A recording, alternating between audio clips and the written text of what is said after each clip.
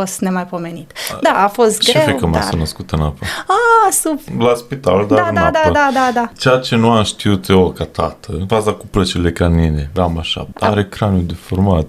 Avea capul cam țuguiat. Într-o parte era mai mutat decât în cealaltă parte, știi, și am zis, Rămâne așa. Okay. Noi ca bărbați nu știm chestia asta. Da, nici femeile stai liniștit. Și mi-a zis, e ok, că așa e, ca să iasă. Mie și eu mă gândeam, da, așa e, și am dat pe Google și zice, da, așa e. Da. Pentru mine a fost așa, zona săracă, ce frumoasă e și... Îi punem o căciuliță să nu se vadă.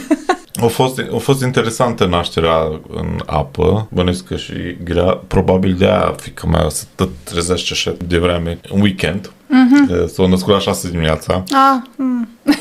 Continuă rutina. Da, ieri dimineața încă dormeam, mami, tati, Hai! e ziua mea!